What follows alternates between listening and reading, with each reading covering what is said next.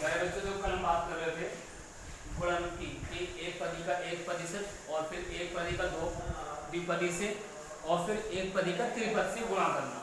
ठीक है, उसके बाद फिर हमने लास्ट सवाल में लिखा था, एक एग्जाम्पल था आपके लिए, एक उदाहरण था कि सरल करो पहले उन व्यंजकों को और फिर उसमें कुछ मान निकालो किसी एक बिंदु पर।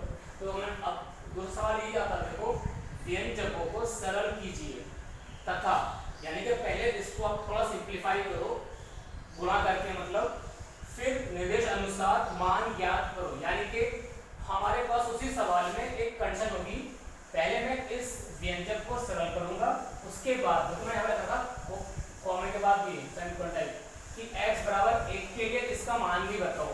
दूसरे सवाल में मैंने क्या लिखा है, पहले मैं देखो इसको सरल करूंगा यहाँ तक, फिर कॉमा आ गया देखो मेरे पास, फिर जब y का मान -2 होगा तो इसका मान क्या मिलेगा। ठीक है, तो दो सवाल है, अब आपको एक के बाद एक पे काम करना है। अब कैसे करोगे आप, तो कल की जो कहानी थी कि हम उसमें देख रहे थे गुणा करने के लिए तरीका, तो देखो ये एक पद है, ये द्विपद है, तो आपने क्या देखा पहले सवाल में कि x ही गुणा, जब मैं x -3 से करूंगा प्लस का 5 करूंगा, ठीक है, तो पहले देखो आपके पास ये नंबर यहाँ पे गुणा करेगा, फिर यहाँ पे गुणा करेगा, तो x इंटू एक्स, तो x की घात 2 आएगा, -3 कम 3 तो 3x और ये प्लस का 5, ये आ चुका है सरल होने के बाद। ठीक है, एक लाइन का सिर्फ आंसर था इसका। अब आपको मान निकालना है इस पर, जब x का मान 1 होगा तो आप बोले x बराबर 1 रखने पर क्या मतलब हुआ, तो इस व्यंजक में जहां जहां x नजर आएगा वहां पे आपको 1 रखना होगा x के स्थान पर। ठीक है, तो आपने क्या लिखा है, 1 की घात 2 -3 गुणा 1 प्लस का 5, क्यों, क्योंकि आपने x के स्थान पे 1 रखा है, जो घात की ऐसे लिख दिया, तो मैंने 1 फिर ब्रैकेट पूरी घात 2 फिर -3 इंटू x है, तो x का मान मैंने 1 रखा है। अब देखो आपको याद है कि सर 1 की घात कुछ भी आएगा, 1 की घात कुछ भी है तो 1 आएगा, और 3 कम 3 आएगा, ये प्लस का 5 है। ये आपने क्या लिखा इसके बारे में, तो देखो सर 1 -3 प्लस 5, यानी कि इसका मतलब ये हुआ आपके पास प्लस का 1 है, प्लस के 5 हैं, तो प्लस के 6 हो गए, माइनस का 3 है, तो इनका जो अंतर मिलेगा आपको प्लस का 3 आएगा, तो ये इसका मान आ चुका है। सही है, वैसे ही आप दूसरे पे बात करोगे, बिल्कुल एकदम सेम तरीका है। पहले आप इसको सरल करोगे, यहां तक मैं लिख देता हूं इसका, देखो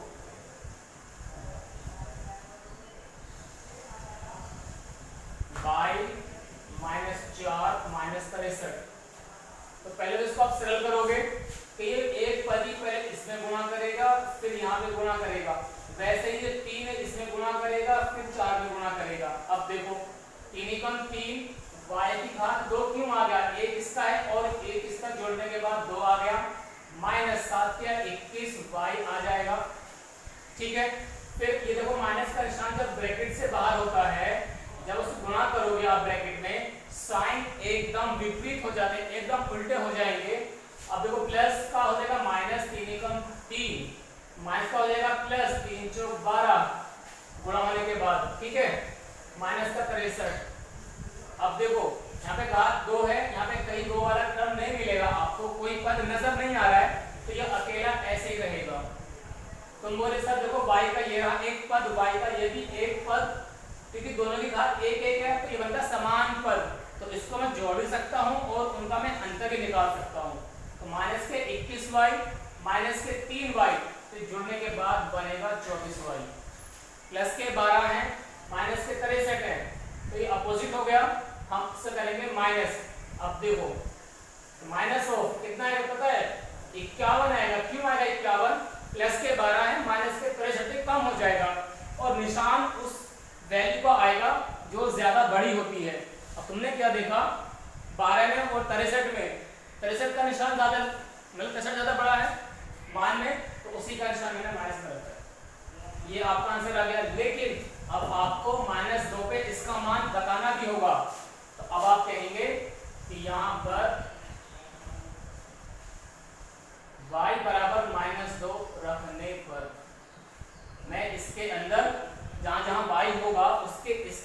-2 को रख दूंगा मैं।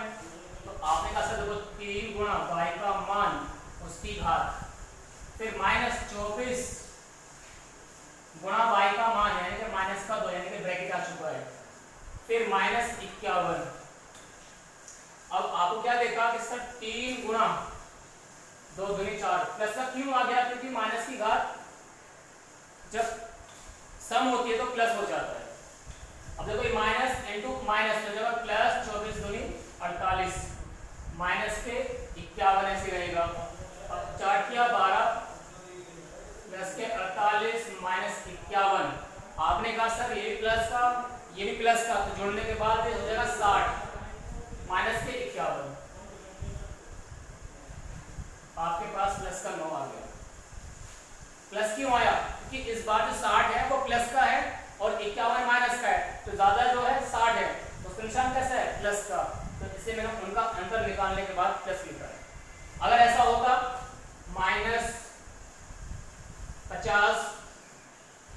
प्लस 30, आप बोलोगे सर 20 आएगा, लेकिन माइनस का निशान आएगा। क्यों आएगा, क्योंकि आपके पास यहाँ पर 50 ज्यादा है तो उसका ही निशान बाहर आएगा माइनस में। तो अंतर निकालने के हमें निशान देखना होता है, जिसका मान ज्यादा होगा तो उसका निशान देखते हैं हम। प्लस वाले का मान ज्यादा है तो प्लस आएगा, और अगर माइनस वाले का मान ज्यादा है तो माइनस का निशान आएगा। ठीक है, यह अंतर निकालने का एक तरीका है। ठीक है, अब देखो ये था इसका एक छोटा सा सवाल। अब देखो आपके पास एक चीज आती है, बहुत छोटा सा सवाल दे रहा हूँ आपको करने के लिए, बहुत इजी है, करना नहीं है आपको। मेरे पास 2 व्यंजक है, मुझे उनको जोड़ना है आपस में, तो मैं आपका सवाल दूसरा ले लेता हूँ, सवाल नंबर 2 यानी क्वेश्चन नंबर 2। इसमें लिखा है जोड़िए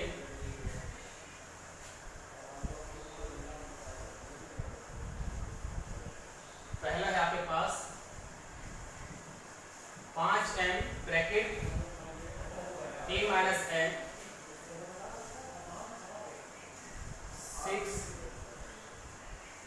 माइनस 13n। मेरे पास 2 व्यंजक है, मुझे इन दोनों को आपस में जोड़ना है। दूसरा सवाल है आपके पास इसी का ही 4y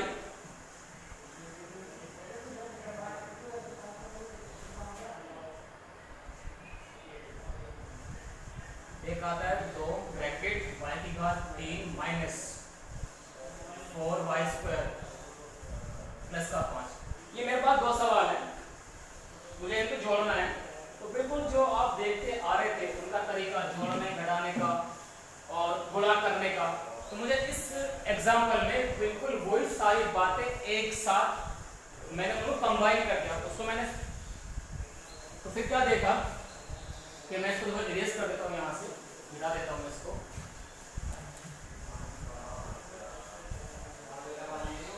अब देखो कभी कभी आपसे जोड़ने का सवाल भी दे सकता है, कभी घटाने का भी बोलेगा, कहीं आपसे बोलेगा सरल करो, तो सरल करने में मतलब कुछ 2 चीजें आएगी, गुणा भी करेंगे उसमें आप, और जोड़ भी सकते हो और उसको घटा भी सकते हो। अब देखो इस सवाल में क्या लिखा उसने, जोड़िए पहला व्यंजक को दूसरे व्यंजक में।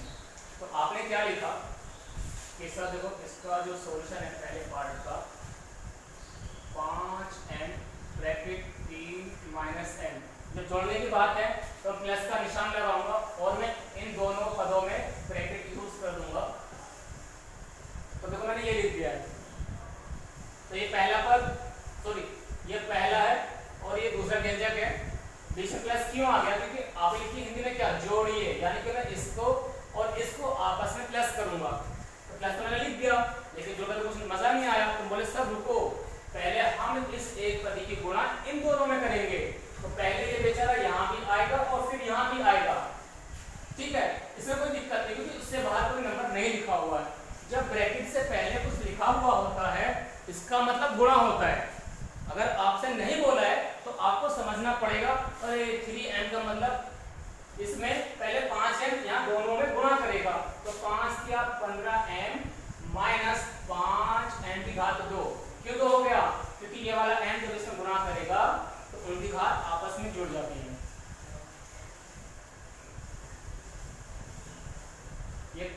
13 n। सही। तो बोले सर देखो ये जो n की फैमिली है वो इस n की फैमिली से चलेगा, इसको बोलते हैं समान पद, जिसके अल्फाबेट सेम होंगे और उनकी घात भी सेम होती हैं, तो उन्हें बोलते हैं हम समान पद। तो मैंने कहा इनको आपस में लिख लो आसपास, माइनस के 5 n की घात 2 और ये वाला आपस में है समान पद। क्यों? देखो ये n है, ये भी n, तो घात 2 है तो यहाँ भी घात 2 आ रहा है, तो बोलते हैं समान पद। ये है समान पद। हम उनमें 15 माइनस 13 तो प्लस का 2 आ जाएगा। तो बोले सर माइनस के 5 प्लस के 6 तो प्लस का 1 आएगा, उसको हम 1 को बस सीधा हम अल्फाबेट जो होता है घात के साथ वैसे ही लिख देते हैं, हम 1 को दिखाते नहीं है। लेकिन तुम्हारा अगर मन करता है तो लिख दो, मुझे कोई दिक्कत नहीं आएगी। 1 इंटू n स्क्वायर बोल दूंगा, तो मैं वहां से हटा देता हूँ। ये है पहले सवाल का मतलब। दूसरी जब बात करोगे मेरे से कि इसको हम कैसे जोड़ेंगे, बोले ये भी बहुत इजी सवाल है। 4y गुणा 3y स्क्वायर, तो प्लस लगाऊंगा 2 गुणा यानी कि ब्रैकेट y की घात 3 माइनस 4y स्क्वायर प्लस का 5। तुमने क्या देखा सर ब्रैकेट से पहले कुछ गुणा कर रहा है तो पहले इस सब में गुणा करेगा, तो 4 किया 12 y की घात 3 हो जाएगा, क्योंकि 1 प्लस 2 3 बन जाएगा, प्लस आएगा 4 पंजे 20 y की घात 2 आ जाएगा। ये प्लस है, यहाँ पे देखो 2 कम 2 2 चौक 8 माइनस में आ जाएगा एंड 2 पंजे 10। ठीक है। अब आपने देखा सर समान पद, बोला बिल्कुल सही बात। तो देखो ये y की घात 3 y की घात 3, तो इनको एक साथ लिख लो आप लोग। ये y स्क्वायर वाला 20 है, यहाँ पर है माइनस का 8, फिर ये नंबर अकेला रहेगा 10। ठीक है। अब इसको आप लिख लो 12 और 2 14